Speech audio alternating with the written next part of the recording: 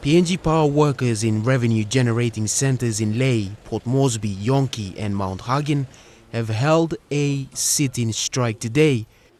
Our 17.7% has to be paid, and on top of that, all our entitlements must be paid before we return to work.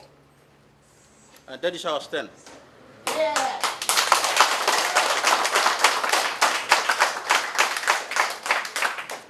Anything to do with privatization and private procurement and company belong, they have the right to privatize.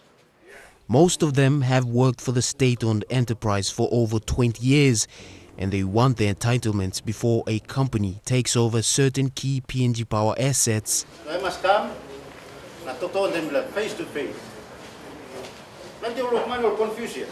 The workers say before key assets of the state-owned entity are bought by another company, they must be paid their entitlements.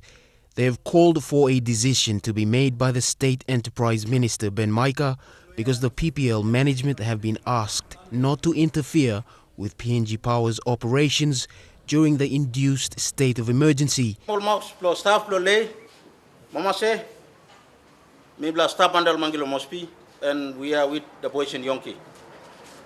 Over the last 10 years, PNG Power has struggled financially.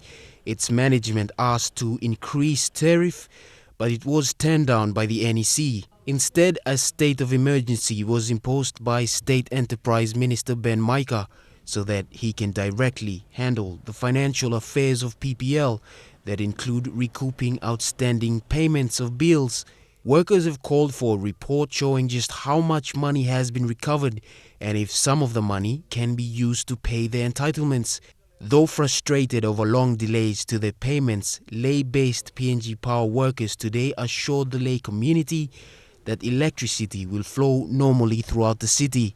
Technical faults will be the only cause for blackouts. They have also called for support from the wider community as they demand for their payments. It follows the government's decision to sell assets that include power stations in Lae and hydro facilities that are PNG Power's nerve cell in Yonki. This isn't the first strike that has happened. Over the years, workers have staged strikes over political meddling and interferences in the affairs of a company that, despite challenges, continued to provide an essential service.